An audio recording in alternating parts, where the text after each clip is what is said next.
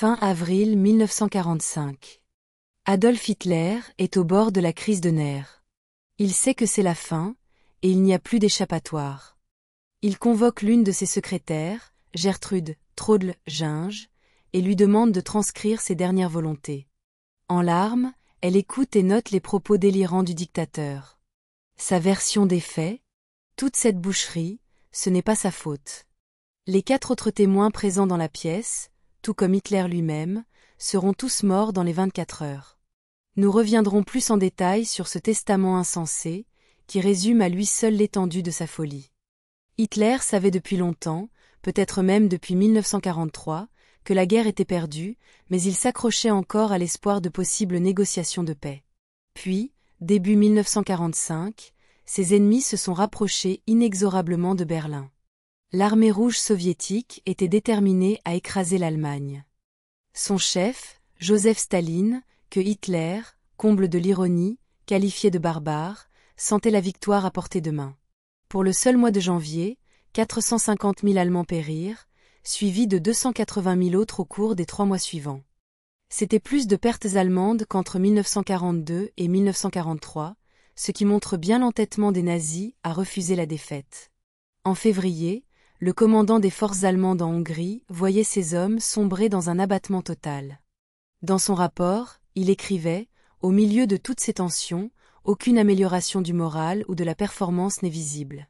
La supériorité numérique de l'ennemi, combinée au fait que la bataille se déroule désormais sur le sol allemand, s'est avérée très démoralisante pour les troupes.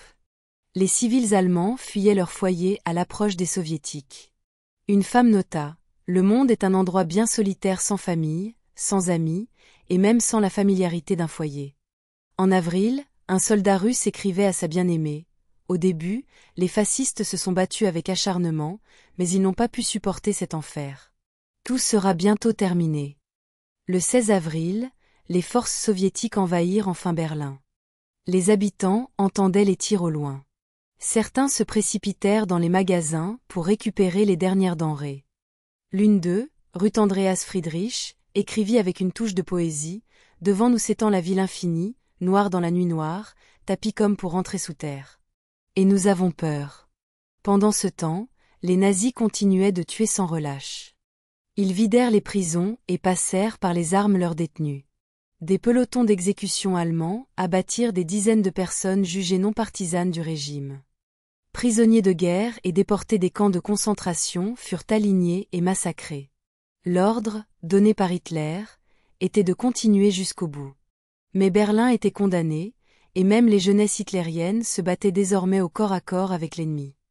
Une femme décrivit ce qu'elle voyait, de jeunes visages de bébés qui dépassaient à peine de casques d'acier surdimensionnés, ajoutant qu'il était effrayant d'entendre leur voix suraiguë. Pour elle, cela allait contre la nature humaine et incarnait mieux que toute la folie de la guerre. On peut se demander pourquoi tant d'Allemands ont continué à se battre. L'historien Max Hastings, dans son livre Inferno, explique que les Allemands savaient pertinemment qu'ils ne devaient attendre aucune pitié de l'armée rouge. Il s'agissait de se défendre ou de se faire massacrer. Les Russes avaient eux-mêmes subi tant de sauvagerie qu'ils n'étaient pas d'humeur à épargner un ennemi qui, à leurs yeux, était l'Allemagne tout entière. Pour autant, les atrocités commises sur les civils allemands ne peuvent être ignorées. Une femme résuma la situation avec une lucidité glaçante. « Ce n'est pas possible que ce soit moi qui vis ça, alors je rejette tout en bloc. » C'est durant ces derniers jours de barbarie que Hitler était erré dans son bunker, sous la chancellerie du Reich. En apprenant la mort du président américain Roosevelt le 12 avril, il s'était raccroché à un fol espoir, que le nouveau président, Harry Truman, signe un traité de paix. Évidemment, il n'en fut rien. Le 22 avril, Hitler piqua une crise de nerfs en apprenant que ses ordres de contre-attaque n'avaient pas été suivis. Il hurla, maudissant ceux qui, selon lui, l'avaient trahi. C'est ce jour-là qu'il admit enfin que tout était perdu. C'était 2 jours après son anniversaire, et on comprendra que les célébrations furent plutôt discrètes. Il fit cependant une dernière apparition publique pour féliciter quelques membres des jeunesses hitlériennes, prêts à mourir pour lui. Il était dans un tel état qu'il devait maintenir derrière son dos l'une de ses mains, secouée de tremblements. Puis il retourna dans le bunker, sachant que sa vie touchait à sa fin. C'est là qu'il allait épouser sa maîtresse, Eva Braun. On sait que durant ces derniers jours, l'une de ses préoccupations était de cacher ses précieux bijoux. Dans sa dernière lettre à son amie Herta Ostermer, elle écrivit « En aucun cas les factures de Hez ne doivent être retrouvées. » Que te dire? Je ne comprends pas comment on a pu en arriver là, mais il est impossible de croire en Dieu, désormais. Beaucoup de membres du cercle rapproché de Hitler préparaient leur fuite. Hermann Göring, son second, était l'un d'eux. Le jour de l'anniversaire du Führer, il lui avait annoncé devoir se rendre dans le sud de l'Allemagne pour affaires. Ce qui était vrai, en un sens, il tentait de faire sortir de Berlin ses trésors artistiques pillés. Comme Eva Braun, il s'inquiétait de perdre ses biens matériels. Peu après, Hitler apprit que Göring avait pris contact avec l'ennemi. Furieux, il lui réserva une place de choix dans son testament. Martin Bormann, secrétaire particulier de Hitler et chef de la chancellerie du parti nazi, fut l'un des rares à rester dans le bunker. Il s'enfuirait après la mort de son chef, mais ne survivrait pas longtemps non plus. Il y avait aussi le ministre de la propagande, Joseph Goebbels, présent lui aussi lors de ces derniers jours. Il devait être nommé chancelier de l'Allemagne, mais finirait par mourir dans ce bunker avec sa femme et leurs 6 enfants. Alors que les Berlinois subissaient des tourments inimaginables en cette fin avril, Goebbels fit une dernière déclaration. « Je vous appelle à vous battre pour votre ville. Battez-vous avec tout ce que vous avez, pour vos femmes et vos enfants, vos mères et vos pères. Vos armes défendent tout ce que nous avons toujours chéri, et toutes les générations qui viendront après nous. Soyez fiers et courageux.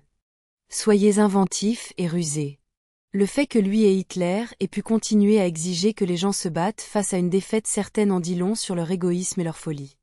Puis, le 27 avril, Hitler apprit qu'un autre de ses plus proches l'avait trahi.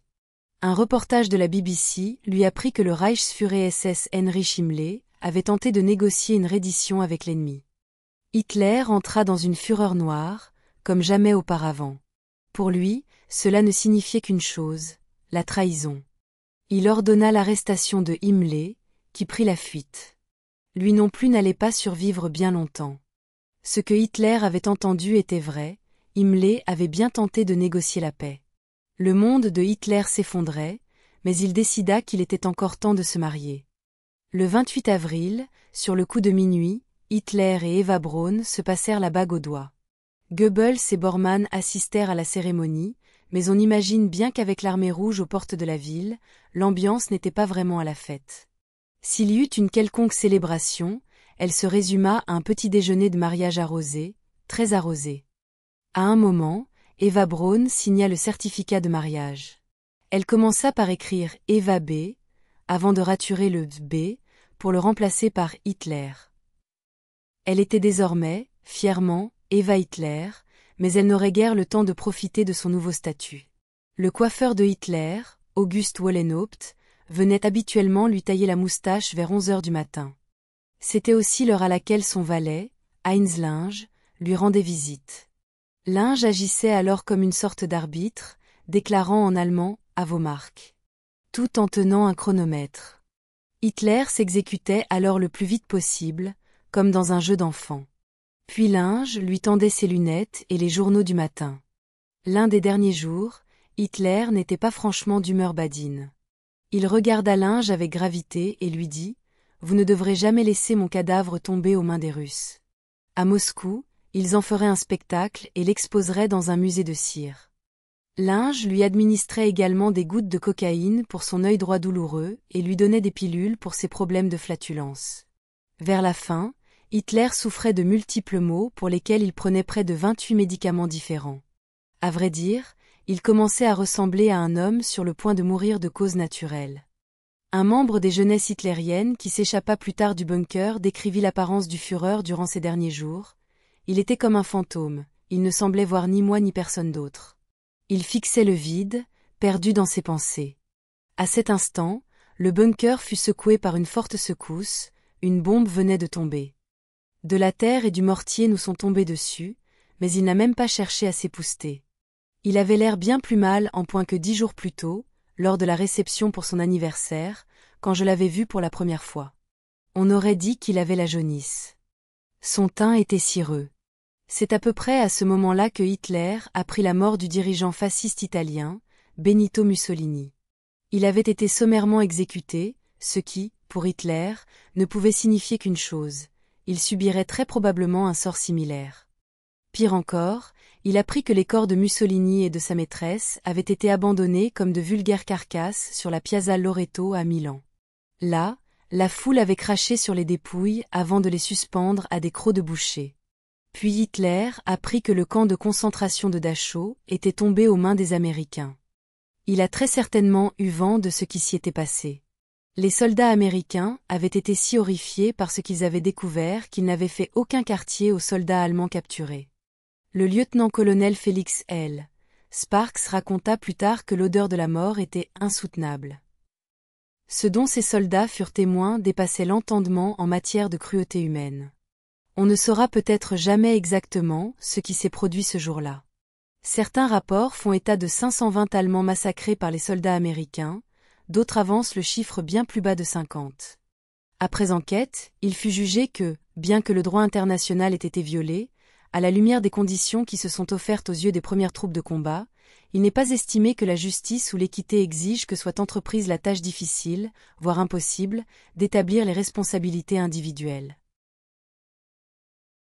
Dans son bunker, en apprenant la nouvelle, Hitler a sans doute songé à cette vengeance violente, l'image des cadavres de Mussolini et de sa maîtresse encore fraîche dans son esprit, tandis qu'au loin, il savait que l'armée soviétique mettait sa ville à feu et à sang. C'est à ce moment qu'il fit de nouveau appel à sa secrétaire, Traude Leginge. Elle mourra en 2002, à un âge avancé, affirmant toujours qu'elle n'avait pas eu conscience de l'ampleur des atrocités nazies. Elle admit aussi avoir aimé son cher leader, un sentiment qui, plus tard, la rongerait de culpabilité. Elle a dit un jour: « Je l'avoue, j'étais fascinée par Adolf Hitler. C'était un patron agréable et un ami paternel. J'ai délibérément ignoré toutes les voix qui m'alertaient en moi et j'ai savouré le temps passé à ses côtés, presque jusqu'à la fin amère. Ce n'était pas tant ce qu'il disait, mais la manière dont il le disait et dont il agissait. » Elle raconta que Hitler avait été très clair avec tout le monde dans le bunker. La seule chose qu'il ne pouvait tolérer était que son corps tombe aux mains des soviétiques qui approchaient. Pour la rédaction du testament, Ginge s'était réveillée de sa sieste habituelle vers 23 heures. Elle alla ensuite voir Hitler, comme elle le faisait souvent à cette heure-là pour prendre le thé avec lui. La cuisinière végétarienne de Hitler, Fraulein Constance Manziali, se joignait aussi à ces moments. Mais ce soir-là, quand elle frappa à sa porte, quelque chose était différent. Hitler lui dit: « Vous êtes-vous bien reposée, mon enfant ?» Elle répondit: « Oui, j'ai un peu dormi. » Hitler enchaîna: « Venez, je veux vous dicter quelque chose. » Il lui dit notamment que son corps devait être incinéré. Il voulait que sa collection d'arailles à une galerie de la ville de Linz, qu'il considérait comme sa ville natale. Quant aux petites choses, celles qui n'avaient qu'une valeur sentimentale ou ce qu'il appelait les objets nécessaires à l'entretien d'une vie simple et modeste, elles devaient revenir à ses proches et à ses fidèles collaborateurs. Tout autre objet de valeur, précisa-t-il, devait être légué au Parti national-socialiste des travailleurs allemands. Voici un extrait de son testament, mot pour mot: « N'ayant pas jugé pouvoir prendre la responsabilité de contracter mariage durant les années de combat, j'ai décidé maintenant, avant de terminer ma vie sur cette terre, d'épouser la femme qui, après de nombreuses années de fidèle amitié, est entrée de son plein gré dans cette ville déjà presque assiégée pour partager mon destin. Elle va à la mort avec moi comme mon épouse, selon son propre désir. » Il continua un moment, expliquant comment il avait consacré sa vie au service de son pays, affirmant qu'il n'avait pas eu l'intention d'entrer en guerre en 1939. Sur les raisons du conflit, il déclara: « Il a été voulu et provoqué exclusivement par ces hommes d'État internationaux qui étaient soit d'origine juive, soit travaillaient dans l'intérêt des Juifs. » Il eut le culot d'ajouter: « La responsabilité du déclenchement de cette guerre ne peut m'incomber. » Il alla même jusqu'à dire que l'histoire ne le blâmerait pas pour le bain de sang, mais accuserait la juiverie internationale et ses complices. Les Britanniques, selon lui, s'étaient vus offrir une solution au problème germano-polonais, mais les cercles responsables de la politique anglaise voulaient la guerre. Il désigna ensuite Himmler et Göring comme des traîtres et dressa une liste de noms pour occuper certains postes.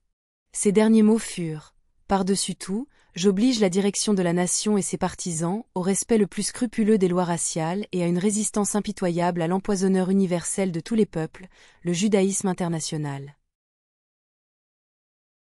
Fait à Berlin, le 29 avril 1945, 4 heures du matin. Adolf Hitler.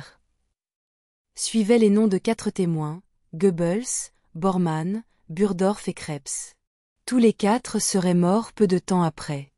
Quelque temps plus tard, tandis que les gardes du corps SS de Hitler détruisaient tous les documents du bunker, des médecins suivirent les ordres et empoisonnèrent Blondie, sa chienne alsacienne adorée.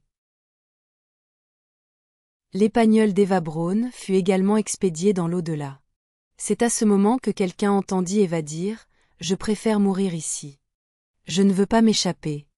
De nombreuses poignées de mains silencieuses furent échangées tandis que Hitler regardait une dernière fois dans les yeux ceux qui l'avaient soutenu. Il semble que les derniers mots d'Eva Braun furent pour la secrétaire, Ginge, qui accepta en cadeau un manteau. Avec ce geste, elle entendit ces mots « Prenez mon manteau de fourrure en souvenir. J'ai toujours aimé les femmes bien habillées. » C'est Goebbels qui annonça la mort de Hitler, indiquant dans un message que le décès avait eu lieu à 15h30, le 30 avril. Hitler et Eva Braun furent ensuite incinérés dans le jardin de la chancellerie du Reich, sous le son des tirs d'artillerie soviétique tout proches. Goebbels et Bormann imbibèrent les corps d'essence et y mirent le feu, après quoi ils firent le salut nazi. Les combats ne s'arrêtèrent pas pour autant. Témoin de ce bain de sang supplémentaire, un lieutenant britannique nommé David Frazee fit cette remarque. Il y a encore trop d'ignobles cruautés dans le monde pour que nous puissions affirmer avec une réelle satisfaction, le bien a triomphé. Espérons que rien de tel ne se reproduise jamais.